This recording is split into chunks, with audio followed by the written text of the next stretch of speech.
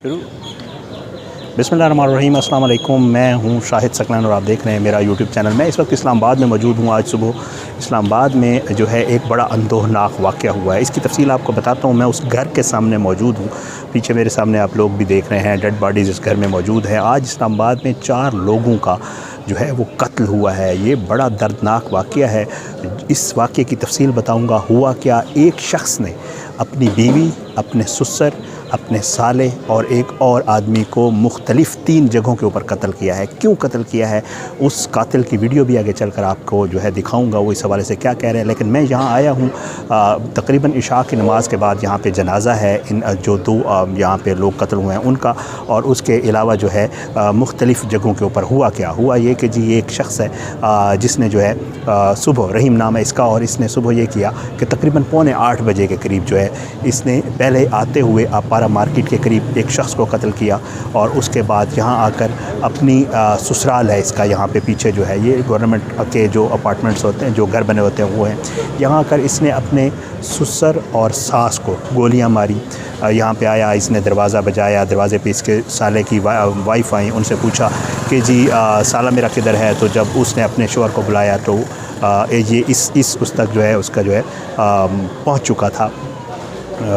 ससुर से ये तल्ख़ कलामी कर रहा था। इसके साले ने इसे मना किया कि मत करो, तो इसने पहले ससुर को गोलियां मारी, फिर उसके बाद अपने साले को गोलियां मारी, और फिर उसके बाद ये यहाँ से फ़रार हो गया। फ़रार होने के बाद इसने आगे जाकर यहाँ पर एक मदर चाइल्ड हेल्थ यूनिट है, वहाँ पे जाके इसने अपनी जो वाइफ़ थी वो वहाँ पे मुलाजिम थी, एक नर्स की ड्यूटी सर अंजाम दे रही थी, सीनियर पोस्ट पे थी। वहाँ जाकर उसने हॉस्पिटल में लोगों के सामने अपनी बीवी को गोली मारी। जब ये वहाँ से कार्रवाई करके वापस भाग रहा था तो इसका आमना सामना, यहाँ पे इनके पड़ोसी हैं, उसने ये समझा कि शायद ये कोई डकैत है और डकैती करके आ रहा है। तो इसका आमना सामना उस शख्स से हुआ और उसने इसकी टांगों में 2 गोलियाँ मारी, और इसको पुलिस ने जो है मौका पर गिरफ़्तार कर लिया। मैं चाहता हूँ आप ये वीडियो देखें।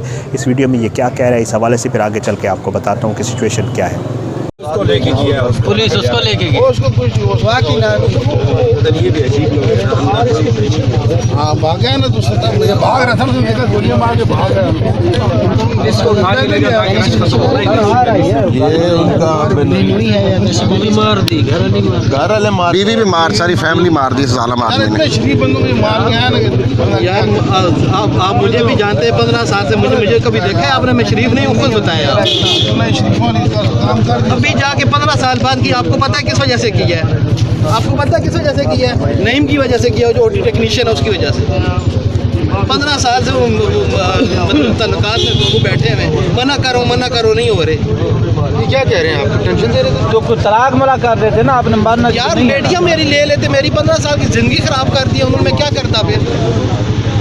बेटियों को पता पाकिस्तानी कानून में बेटियां बाप माँ को मिलती हैं। मेरा सब मेरा नहीं उनके साथ यार बात वही है, तो बच्चे ले लेते, सारा कुछ ले लेते।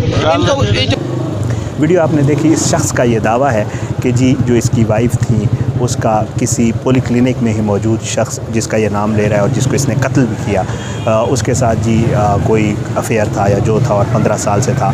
यहाँ पे मेरी पड़ोसियों से बात हुई है, ये इस मामले को जो है गलत रंग देने की कोशिश कर रहा है, और इसने जो है कहा कि जी मैं रह नहीं सकता था, और ज़ाहिर बात है मेरे हर वक्त मेरे दिमाग में ये चीज़ रहती थी, इस वजह से मैंने ये सारा कुछ किया है। लेकिन यहाँ पे पड़ोसियों से बात हुई और लोगों से बात हुई, इनकी जो ससुराल है वहाँ पे बच्चों को कुरान पढ़ाया जाता था। मेरी मुलाकात हुई है, दीनी लोग हैं, इसके जो साले हैं वो ज़्यादातर पेश नमाज या इमाम का या हाफिज़ कुरान है, और इसने जो है वो उनका बताना ये था कि जब से इसकी शादी हुई थी 15 साल पहले से, तब से जो है बीवी के साथ इसकी नाचाकी रहती थी बड़ी मुश्किलों से। पहले ये लोग यहाँ पे और किसी जगह पे रहते थे, लेकिन बड़ी मुश्किलों से इसकी बीवी ने जो है वो अपना सरकारी एक अपार्टमेंट जो है वो अलाट करवाया था, और कोशिश उसकी ये थी कि ये ताकि दूर रहे तो शायद इसकी ज़िंदगी ठीक गुजरे। इसकी एक बेटी थी जिसकी उम्र तकरीबन 12-13 साल बताई जा रही है, वो मौजूद है।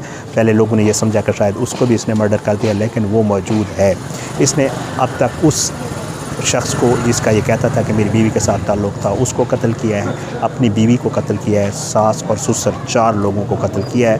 फिर उसके बाद पुलिस ने इसको गिरफ़्तार कर लिया है, क्योंकि जो इनका पड़ोसी था उसने डकैत समझ के इसकी टांगों में गोलियां मारी हैं, और फिर उसके बाद जो है पुलिस आई और पुलिस ने इसको गिरफ़्तार कर लिया। बड़ी जो है अजीब सी सिचुएशन है इस्लामाबाद। ये जहाँ पर मैं मौजूद हूँ, ये सेक्टर G614 कहते हैं इसको, और ये बहुत इस्लामाबाद के बिल्कुल सेंटर है।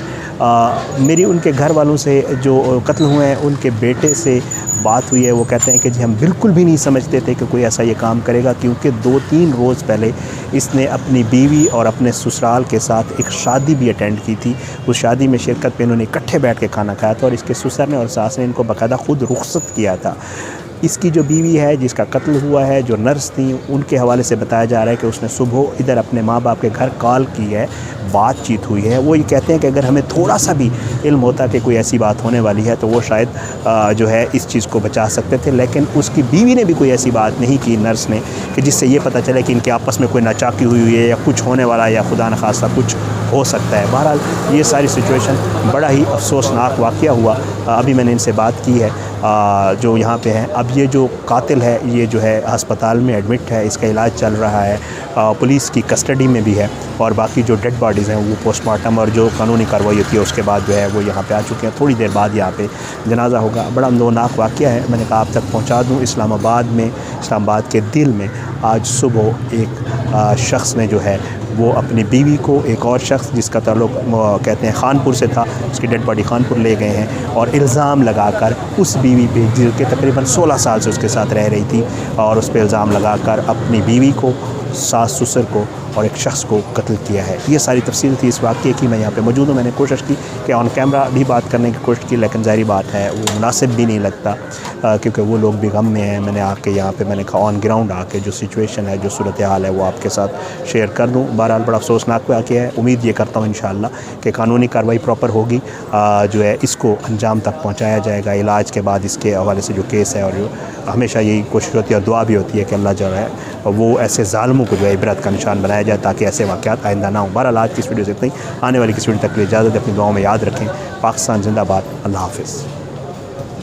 है वो यहाँ पे आ चुके हैं। थोड़ी देर बाद यहाँ पे जनाजा होगा। बड़ा अफसोसनाक वाक़या है। मैंने कहा आप तक पहुँचा दूँ। इस्लामाबाद के दिल में आज सुबह एक शख्स ने जो है वो अपनी बीवी को, एक और शख्स जिसका ताल्लुक़ कहते हैं खानपुर से था, उसकी डेड बॉडी खानपुर ले गए हैं और इल्ज़ाम लगाकर उस बीवी पे जो कि तकरीबन 16 साल से उसके साथ रह रही थी और उस पर इल्ज़ाम लगाकर अपनी बीवी को, सास ससुर को और एक शख्स को कत्ल किया है। ये सारी तफसील थी इस वाक़े की। मैं यहाँ पे मौजूद हूँ। मैंने कोशिश की कि ऑन कैमरा भी बात करने की कोशिश की, लेकिन ज़ाहिर बात है वो मुनासिब भी नहीं लगता क्योंकि वो लोग भी गम में हैं। मैंने आके यहाँ पे मैंने कहा ऑन ग्राउंड आके जो सिचुएशन है, जो सूरत हाल है वो आपके साथ शेयर कर दूँ। बहरहाल बड़ा अफसोसनाक वाक़या है। उम्मीद ये करता हूँ इंशाअल्लाह कि कानूनी कार्रवाई प्रॉपर होगी, जो है इसको अंजाम तक पहुँचाया जाएगा। इलाज के बाद इसके हवाले से जो केस है, और जो हमेशा यही कोशिश होती है और दुआ भी होती है कि अल्लाह जो है वो ऐसे ज़ालिमों को जो है इबरत का निशान बनाया जाए ताकि ऐसे वाक़यात आइंदा ना हो। बहरहाल आज की इस वीडियो से इतना ही। आने वाली किस वीडियो तक के लिए इजाज़त, अपनी दुआओं में याद रखें।